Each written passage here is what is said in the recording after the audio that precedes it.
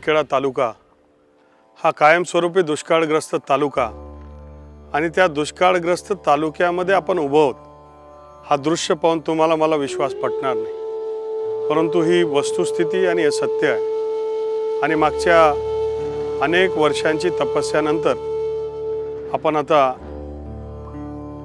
या इथपर्यंत पोहोचलेलो आहे। मला आठवतं की वर्ष 2000 मध्ये दुष्काळाचं सगळं वातावरण होतं। या परिसरामध्ये ज्यावेळेस आम्ही आलो तर इथे दुष्काळ आहे, खडकाळ आहे, काही पिकणार नाही आणि म्हणून साधारणतः 90च्या दशकामध्ये 10-10, 20-20 हजार रुपये एकरनी MIDC साठी त्या काळामध्ये जागा घेण्यात आल्या आणि लोकांची तयारी होती की अजून जागा पाहिजे तर घेऊन टाका, कारण ही जागा आमच्या काही कामाच्या नाही। इथे पाणी येणार नाही, इथे काही पिकणार नाही, आम्हाला काही रोजगार होणार नाही। आणि मग आमच्या या भागातले लोक सुरत भुसावळ जी रेल्वे जाते या प्रत्येक स्टेशनवरनं लोक बसून सुरतला निघून जायचे, नवसारीमध्ये सुरतमध्ये कामाला जायचे, मजुरी करायचे आणि पावसाळ्यामध्ये इथे येऊन जे शेतात पावसामुळे खरीफमध्ये पिकेल तेवढं पिकवायचे आणि जगण्याचा प्रयत्न करायचे। परंतु कधीकधी नियतीसुद्धा सर्व लोकांना सांभाळत असते। असं एक उत्तम उदाहरण इथे आहे की आमच्याकडे जवळ तापी नदी, आमच्या तालुक्यामध्ये अनेक नद्या आहेत, तापी आहे, बुराई आहे, पांजरा आहेत, अनेक छोट्या मोठ्या नद्या आहेत। तापी तर फार मोठी नदी आहे, परंतु या सगळ्या नद्यांचं पावसाळ्यामध्ये पूर्ण दुथडी वाहतात आणि 6-8 महिने हे पूर्ण कोरड्या राहतात। आणि बघा कशी ही कहाणी धीरे धीरे ही सुरू झाली की तापी नदी जात होती आणि तापी नदीवर त्या काळामध्ये भाजप शिवसेनेचं सरकार आलं, तापी महामंडळाची स्थापना झाली आणि तापी महामंडळामधनं तापीला बांधून तापीतलं पाणी तिथे थांबलं पाहिजे, अडलं पाहिजे, जिरलं पाहिजे आणि तापीच्या काठावर लोकांना पिण्याच्या पाण्याची आणि इरिगेशनची व्यवस्था झाली पाहिजे। हा 99ला साधारणतः हा विषय सुरू झाला। 2004ला मी आमदार झालो, त्यावेळेस अशा पद्धतीचे एवढे छोटे छोटे नदीमध्ये कॉन्क्रीटच्या पायाभरणी झाली होती। आम्ही ठरवलं काय करायचं असेल तर 100 गोष्टी करायच्या नाही, परंतु 2-4 वस्तू करू, त्याच्यातनं सारं जीवन बदललं पाहिजे। कारण निर्धार आमचा हा होता आणि स्वप्न आमचं होतं की माझा शिंदखेडा मतदारसंघ हा दुष्काळमुक्त झाला पाहिजे। दुष्काळमुक्तच नाही तर तो बागायतीकरण झालं पाहिजे।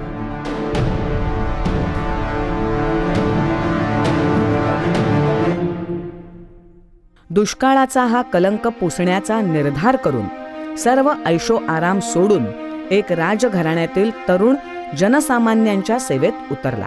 जनतेनंही त्यांच्यावर प्रेम आणि विश्वास ठेवत 28व्या वर्षी एका युवा चेहऱ्याला आपला आवाज बुलंद करण्यासाठी आणि ही सर्व दुष्काळाची परिस्थिती बदलण्यासाठी विधानसभेत पाठवला। आमदार जयभाऊ हे पहिल्यांदा निवडून आल्यानंतर त्यांनी तापी नदीवरील सारंगखेडा, सुलवाडे आणि प्रकाशा बॅरेज, मालपूरचा अमरावती प्रकल्प आणि वाडी शेवाडी प्रकल्प ही सर्व अपूर्ण पडलेली कामं पूर्ण करण्याच्या निर्धारानं विधानसभेत सत्ताधाऱ्यांशी संघर्ष केला।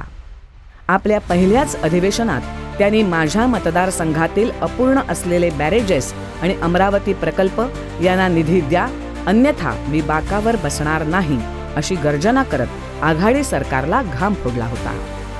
त्यावेळी जलसंपदा खातं विद्यमान उपमुख्यमंत्री अजितदादा पवार यांच्याकडे होतं। त्यांनी तातडीनं अमरावती प्रकल्पासाठी निधी दिला आणि 28 वर्षापासून रखडलेले या प्रकल्पाचं काम सुरू झालं। ते त्यांनी 2006 मध्ये पूर्ण करून दाखवलं। त्यासोबतच तापी नदीवरील सारंगखेडा, प्रकाशा आणि सुलवाडे अपूर्णावस्थेतील काम देखील सुरू करून अवघ्या 5 वर्षातच पूर्ण करून त्यात पाणी अडवून दाखवलं। हेच तापी नदीचं पाणी मतदारसंघाच्या इतर भागात नेण्यासाठी 1999 साली प्रकाशा बुराई उपसा सिंचन योजना आणि सुलवाडे जामफळ उपसा सिंचन योजना मंजूर झाल्या होत्या। परंतु 15 वर्षात आघाडी सरकारनं या कामाची साधी वीटही रचली नाही।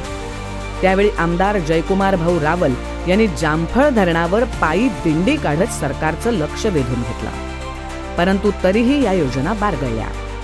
2014 साली केंद्रात आणि राज्यात भाजपाचं सरकार आलं। केंद्रात नरेंद्रजी मोदी पंतप्रधान झाले आणि राज्यात आपले लाडके देवेंद्र भाऊ फडणवीस मुख्यमंत्री झाले. त्यामुळे आता या कामांना नक्की गती मिळेल असा विश्वास जनतेला वाटू लागला आणि त्या दिशेनं पावलंही पडू लागली. त्यावर भरीसभर म्हणजे आपले तत्कालीन खासदार सुभाष बाबा केंद्रात राज्यमंत्री आणि आपले आमदार जयकुमार भाऊ हे राज्यात कॅबिनेट मंत्री झाले. जयभाऊंनी सुलवाडे जामफळ योजनेच्या राज्यातील सर्व जटिल परवानग्या मिळवण्यासाठी पाठपुरावा सुरू केला. त्याला मुख्यमंत्री देवेंद्र फडणवीस साहेब आणि तत्कालीन जलसंपदा मंत्री गिरीश भाऊंनी मोलाचं सहकार्य केलं आणि या सर्व परवानग्या मिळवून दिल्या. तसंच प्रकाशा बुराई योजनेच्या कामालाही गती दिली. प्रकाशा बुराई उपसा सिंचन योजनेला 793 कोटींची सुधारित प्रशासकीय मान्यता मिळाली असून हा निधी केंद्र सरकारकडून मिळण्यासाठी आपले केंद्रीय जलशक्ती मंत्री खानदेश सुपुत्र CR पाटील साहेब आणि उपमुख्यमंत्री देवेंद्र फडणवीस साहेब यांनी आश्वासित केलं आहे. या योजनेला सुद्धा लवकरच गती मिळेल आणि आमदार जय भाऊंचं शिंदखेडा मतदारसंघ दुष्काळ मुक्तीचं स्वप्न साकार होईल. सुलवाडे जामफळ योजनेला राज्यातील सर्व परवानग्या मिळाल्यानंतर मोठा प्रश्न उपस्थित झाला तो निधीचा. त्यासाठी त्यावेळी केंद्रात राज्यमंत्री असलेल्या सुभाष बाबांनी केंद्रात पंतप्रधान नरेंद्र मोदी साहेब आणि तत्कालीन केंद्रीय जलशक्ती मंत्री नितीनजी गडकरी यांच्याकडे सतत पाठपुरावा केला. त्यांच्या या सततच्या पाठपुराव्यामुळे आपल्या या योजनेला पंतप्रधान महोदयांनी स्पेशल केस म्हणून बळीराजा संजीवनी योजनेत समाविष्ट करून तब्बल 2400 कोटी रुपयांचा निधी मंजूर केला. 2019 साली पंतप्रधान नरेंद्रजी मोदी स्वतः धुळ्यात येऊन त्यांनी या योजनेचं भूमिपूजन केलं आणि मोठ्या वेगानं या कामाला सुरुवात झाली. यात जामफळ धरण विस्तारीकरण, पाईपलाईन आणि पंप स्टेशनच्या कामांचा समावेश आहे. या विस्तारीकरणामुळे जामफळ धरण हे धुळे आणि नंदुरबार जिल्ह्यातील सर्वात मोठं धरण होणार आहे. तसंच पाईपलाईनचं काम 90% पूर्ण झालं असून पंप स्टेशनचं कामही अंतिम टप्प्यात सुरू आहे. मार्च 2025 पर्यंत योजनेचं काम पूर्ण करण्याचा निर्धार आमदार जय भाऊंचा आहे. लवकरच तापी नदीचं वाहून जाणारं पाणी हे जामफळ धरणात येईल आणि जामफळ धरणात येणाऱ्या या पाण्यामुळे या भागातल्या विहिरी आणि कूपनलिका जिवंत होतील आणि याचा अप्रत्यक्ष लाभ शेतकऱ्यांना होईल. एवढ्यावरच ही योजना आहे असं सर्वांना वाटत असताना आमदार जयकुमार भाऊ रावल यांनी जामफळ धरणात आलेलं हे पाणी शेतकऱ्यांच्या बांधापर्यंत कसं पोहोचेल आणि शेतकऱ्यांना प्रत्यक्ष त्याचा लाभ कसा होईल यासाठी आणखी एक योजना आखली. आता पुढचा टप्पा हा महाराष्ट्रामध्ये फार कमी ठिकाणी आणि भारतामध्ये तर फार कमी ठिकाणी झाला की तापीतलं पाणी इथे या जामफळच्या तलावामध्ये आणायचं. जामफळच्या तलावामधनं जसं आपण पाहिलं आपल्या घरी म्हणजे आपल्या गावागावांमध्ये विहिरीमधनं पाण्याच्या टाकीमध्ये टाकतो आणि टाकीमधनं पाईपलाईन ही प्रत्येकाच्या घरापर्यंत आणि प्रत्येकाच्या माठापर्यंत म्हणजे आपण घरामधला नळ चालू केला तर पाणी येतं. तशी योजना बनवण्याचं आम्ही सगळ्यांनी ठरवलं आणि जर आपल्याला ताकद असेल, देवाचा आशीर्वाद असेल, तुमचा सगळ्यांचा पाठिंबा असेल तर 850 कोटी रुपयाची PDN योजना एकंदरीत 1000 कोटीची आहे ती. तर ती एक बंद नलिकामार्फत पाणी म्हणजे हे जामफळमधनं तिथून खाली एक मोठी पाईपलाईन बनवणार. पाईपलाईनमधनं प्रत्येक गावाच्या प्रत्येक शेतापर्यंत ही पाईपलाईन येणार आहे आणि पाईपलाईनद्वारे प्रत्येक 300 हेक्टरचा एक गट बनेल, त्याच्यामध्ये 15 एकरचा एक ग्रुप बनेल आणि तिथपर्यंत पाईपलाईन पोहोचवण्याचं काम आहे. म्हणजे एवढं मोठं काम मला विश्वास होत नाही मी आज या जामफळच्या प्रकल्पावर उभा आहे. पण हे सगळं होऊन पण गेलं आणि होणार पण आहे. अजून स्वतःला चिमटी कोडण्याची इच्छा होते की झालं का नाही असा हा सगळा प्रकल्प आहे. मागासलेला शब्द हा दुष्काळ शब्द कालबाह्य होणार, हा इतिहास होणार आणि आमचं जीवन सुधारणार आहे, बदलणार आहे आणि मला त्याच्या मनापासून आनंद होतोय. हे स्वप्न पूर्ण होत असताना मी देवाचेही आभार मानेल. सगळ्यांचे तर लोकांनी मदत केलीच आहे, आपण साऱ्यांनी केली, पण देवाच्या आशीर्वादाशिवाय शक्य झालं नसतं. म्हणजे तापी अडवणं, तापीत पाणी जमवणं, तापीतनं पाणी उचलून जामफळमध्ये मोठमोठ्या पाईपलाईनद्वारे टाकणं आणि मोठमोठ्या पाईपलाईनद्वारे टाकलेलं पाणी या जामफळ तलावातनं प्रत्येकाच्या शेतापर्यंत पोहोचवणं केवढा मोठा विषय माझ्या आयुष्यात मी करू शकलो हे माझं भाग्य आहे आणि म्हणून मी देवाचे पुन्हा आभार मानतो. एवढं मोठं काम करू शकलो ते केवळ आणि केवळ आपल्या सगळ्यांच्या पाठिंबामुळे. कारण तुम्ही माझ्यावर विश्वास व्यक्त केला की जयकुमार भाऊ हे काम करू शकणार. आपला लाडका भाऊ जयकुमार भाऊ आहे म्हणून तुम्ही मला पाठिंबा दिल्यामुळे हे स्वप्न साकार होत आहे, हे स्वप्न पूर्ण होणार आहे आणि दुष्काळ आणि मागासलेलं पण हे मिटणार आणि प्रगतिशील तालुका, महाराष्ट्रामधला अग्रगण्य तालुका, सिंचन, शिक्षण आणि उद्योगमध्ये पुढे असणारा तालुका, पुढे असणारा मतदारसंघ, हा शिंदखेडा मतदारसंघ म्हणून हा ओळख ही तयार होणार आणि केल्याशिवाय मी स्वस्थ बसणार नाही, हा शब्द मी तुम्हाला देतो. पुन्हा एकदा माझ्यावर विश्वास व्यक्त केला म्हणूनच मी हे करू शकलो. तुमचे सगळ्यांचे आभार, तुमचे सगळ्यांचं खूप खूप अभिनंदन. याबरोबरच आपल्या मतदारसंघाच्या आणि मतदारसंघातील बळीराजाच्या विकासाची अनेक स्वप्न जयकुमार भाऊंनी बघितली आहेत आणि ती पूर्ण करण्यासाठी जीवाचं रान करत आहेत. त्यांनी प्रसंगी संघर्षही केला. या आपल्या जीवाभावाच्या शेतकऱ्यांना भेटून त्यांच्या कार्याचं कौतुक करणं, त्यांचा सन्मान करणं, त्यांच्या समस्या जाणून घेणं, त्यांच्यासाठी विकसित केलेल्या नवनवीन योजनांचं भूमिपूजन करणं, विकास कामांचं उद्घाटन करणं, लोकार्पण करणं या उद्देशानं जयकुमार भाऊंनी 5 ऑगस्ट 2024 रोजी मतदारसंघात शेतकरी शिवसंवाद विकास यात्रेचं आयोजन केलं.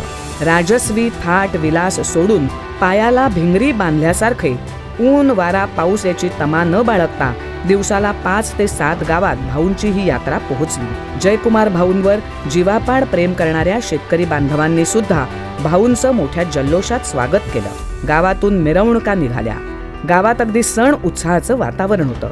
यावेळी गावातला तरुण असो किंवा वयोवृद्ध, सर्वात महत्त्वाचं म्हणजे या दरम्यान रक्षाबंधन असल्यामुळे जणू आपल्या गावात आपला भाऊच आला आहे या आनंदानं महिला भगिनी या सर्वांनी जयकुमार भाऊंचं मोठ्या प्रेमानं स्वागत केलं. या सर्व चाहत्यांच्या चेहऱ्यावरचा आनंद म्हणजे जयकुमार भाऊंच्या कार्याची, त्यांच्या प्रती असलेल्या प्रेमाची आणि विश्वासाची पावतीच आहे.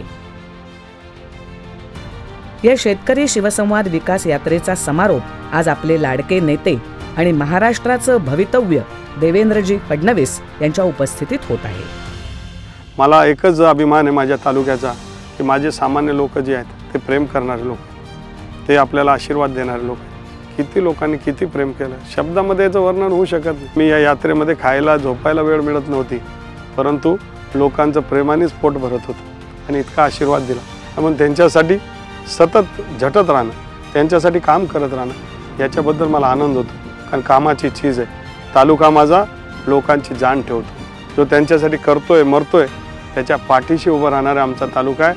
चांगल्याला चांगलं म्हणणं, वाईटाला वाईट म्हणणं आणि चांगल्याच्या बाजूने उभं राहणं हा माझा शिंदखेडा मतदारसंघ आहे आणि त्या गोष्टीचा मला अभिमान आहे. आज यात्रा संपते, अनेक आठवणी आयुष्यभर सांभाळण्यासारख्या. बुराई बारमयमधनं बुराई भारमय झाली, तसं या योजनेमधनं सुद्धा हा सारा परिसर, हा बागायतीकरण 2 ते 3 वर्षामध्ये होणार आहे आणि त्याचा आनंद आपण घेणार आहे. तो दिवस दूर नाही. आपण सगळेजण मला पाठिंबा दिल्याबद्दल आपले सगळ्यांचे आभार व्यक्त करतो. आणि देवेंद्र भाऊ, तुम्ही आले, तुम्ही माझ्या जिद्दीला, माझ्या आग्रहाला तुम्ही इथपर्यंत आले आणि एवढं मोठं काम सुलवाडे जामपड असेल किंवा ही बंद नलिकेची 750 किलोमीटरची योजना असेल, त्याच्यामध्ये 52,000 हेक्टर बागायतीकरण एवढी योजना आपल्या सगळ्यांच्या साक्षीने आणि देवेंद्र भाऊ आपल्या हस्ते भूमिपूजन होतं, हे माझं भाग्य समजतो. ही यात्रा आयुष्यभर आठवण राहील अशी सुंदर यात्रा झाली. शिवचं नाव होतं, हर हर महादेवचं नाव होतं. शेतकऱ्यांनी पाठिंबा दिला, विकासाचा रथ पुढे चालला. असा जर रथ पुढेही चालू राहील हा विश्वास व्यक्त करतो. आपल्या सगळ्यांचं प्रेम मिळत राहील हे मला माहिती आहे. धन्यवाद. जय हिंद, जय महाराष्ट्र, जय खानदेश, जय शिंदखेडा मतदारसंघ.